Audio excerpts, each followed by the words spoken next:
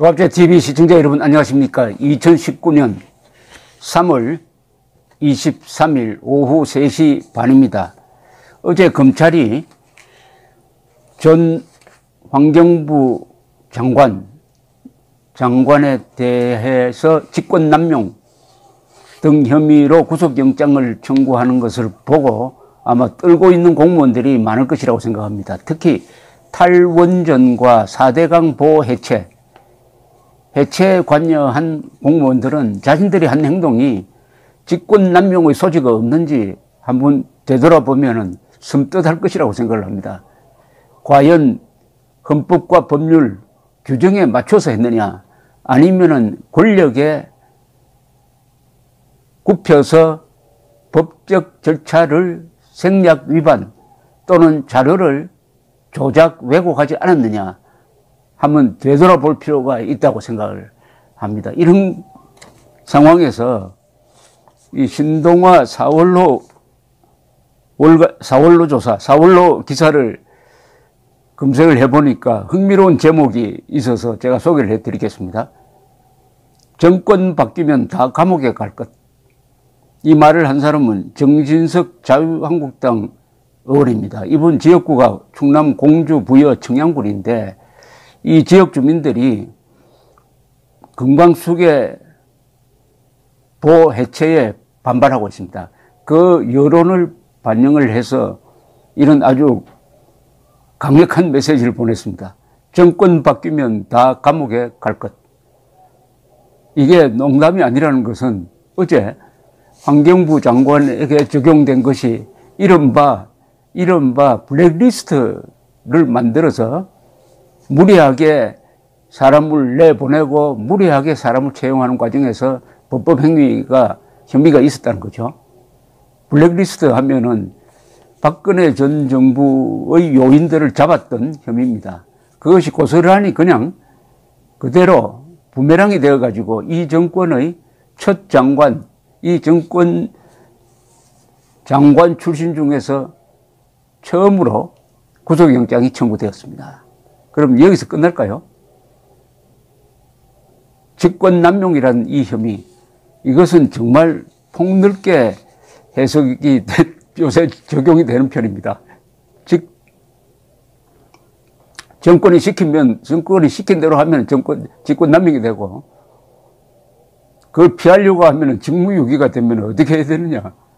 그러면 직무이탈, 즉, 그만두는 수밖에 없느냐 하는 이런 농담을 하는 이들도 있습니다. 이 정진석 의원은 부친이 정성모 전 내무장관이고 한국일보 기자 출신입니다.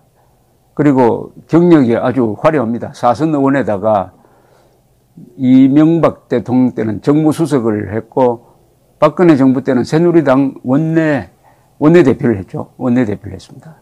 아주 선이 굵은 스타일의 정치인인데 이 기자 출신이라서 그런지 이 인터뷰를 읽어보면 아주 팩트에 강하다는 느낌을 받습니다. 지난 2월 환경부 4대강 조사 평가 기획위원회가 금강수계 3개 보 처리 방안을 제시했는데 세종보와 공주보는 원칙적으로 해체, 백제보는 상시 개방하는 방안을 이렇게 내놓았습니다. 정 의원은 신동아 인터뷰에서 물 재앙이 일어나면 누가 책임지나? 어떻게 이렇게 졸속으로 결정을 하나? 정권 바뀌면 다 감옥 갈 사람들이다 라고 성토를 했습니다.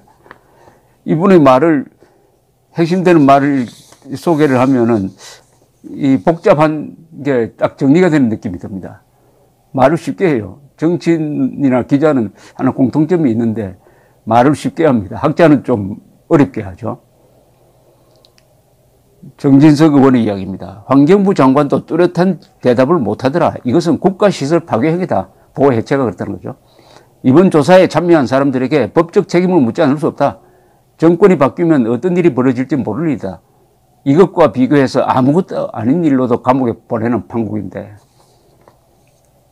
장관은 민간위원을 구성해 조사했다고 자신은 요리조리 피해 나가려고 하더라.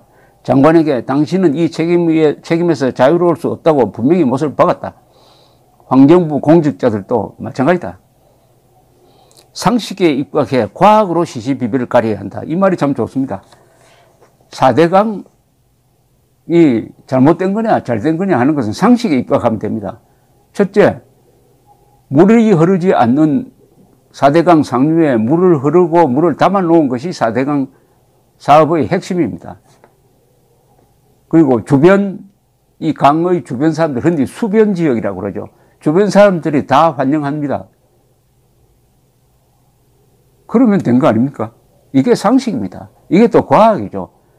자연이라는 것은 바로 그 물 자체입니다. 물이 담겨져 있으면 거기서 생태계가 만들어지는 거죠. 또 자정작용이 일어나는 거죠. 그러니까 생태계 복원입니다. 4대강이라는 것이. 물이 흐르지 않는 강에 물을 흐르도록 만들었으면 이게 왜 환경 파괴가 됩니까? 또 주민들이 환영을 하지 않습니까? 그런데 4대강에 살지 않는 사람들이 멀리 앉아가지고 무슨 나쁜 말을 만들어가지고 무슨 녹조 라떼라든지 이런 말을 만들어가지고 선동을 하고 있는 거죠. 관념으로서. 생활입니다. 4대강 복원은 환경 복원일 뿐만 아니라 삶의 복원입니다.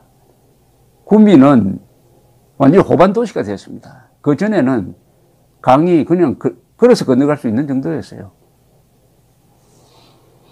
상식에 입각해 과학으로 시시비비를 가려야 한다. 보를 해체하고 철거할 결론에 달할 정도의 정책 판단을 요하는 사안이면 적어도 10년 이상은 모니터링 및 조사 기간을 거쳐야 한다. 이게 맞죠. 장기간의 관찰이 필요합니다. 이래서는 안 됩니다. 어떤 정치 의도를 가지고 결론 딱 정해놓고 하는 거.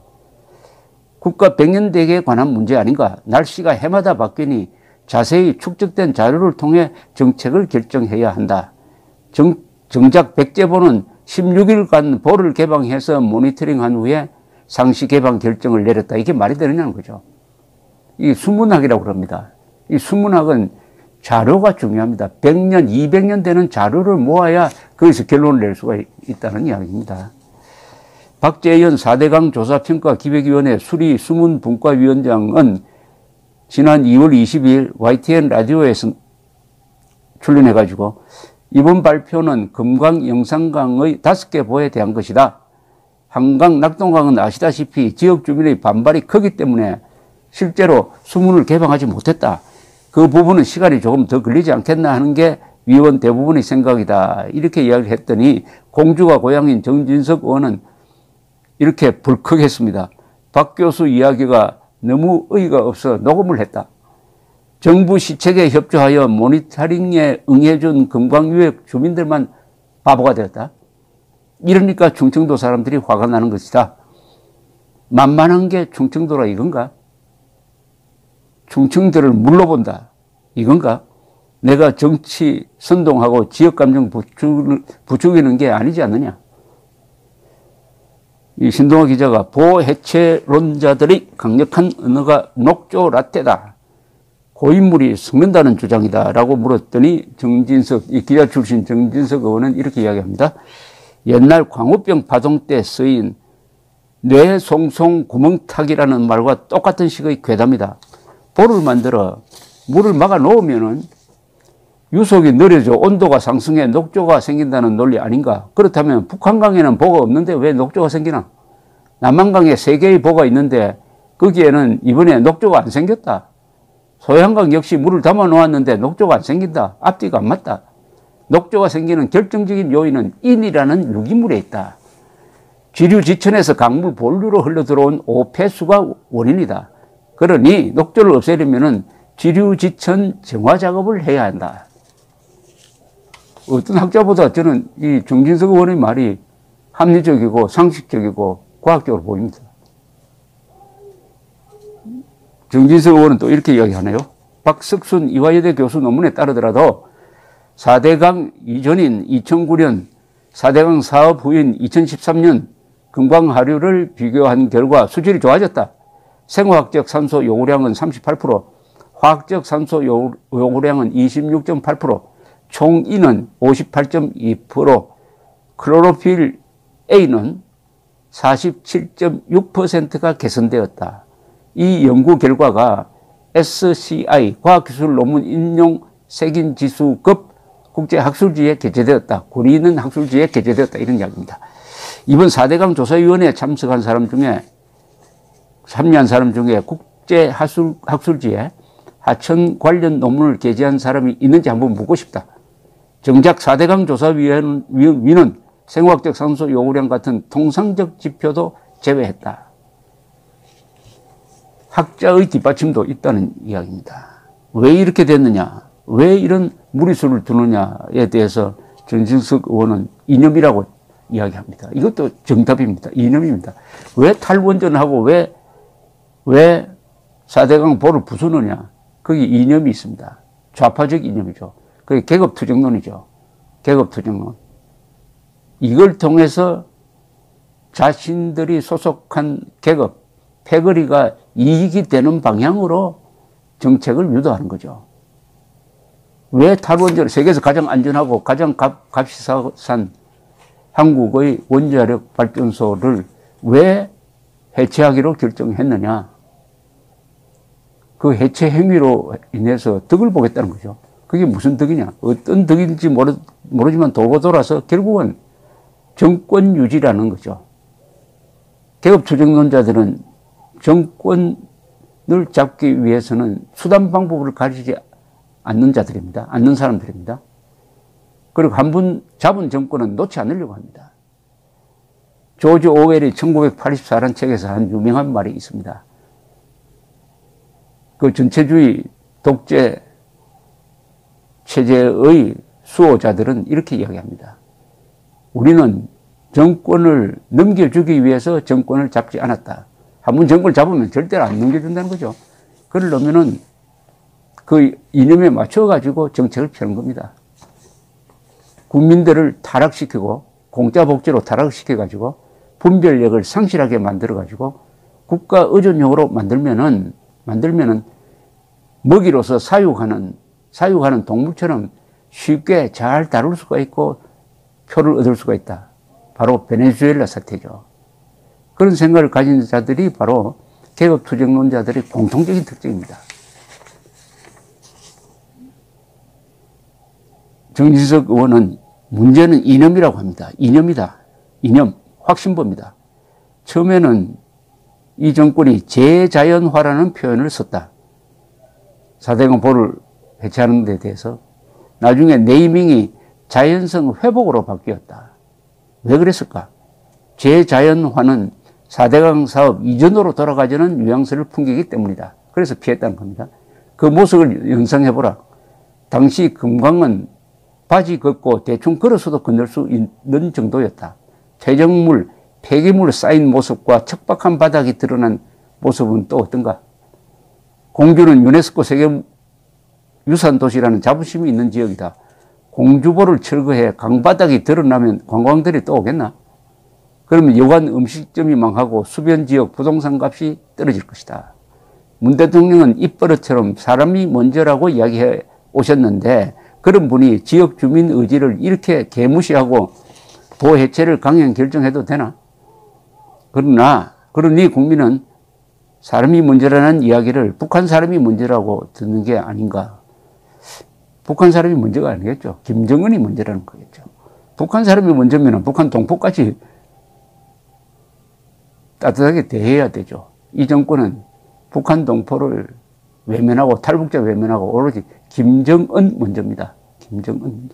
국민이 사회 간접 자본을 파괴하려는 권한까지 대통령에게 위임한 건 아니다. 기자가 직권남용 등 형사적으로 법적 책임을 묻겠다는 뜻인가? 라고 물었더니 당연하다. 그러니 험한 꼴 당하지 않으려면 빨리 철회하고 백지화하라.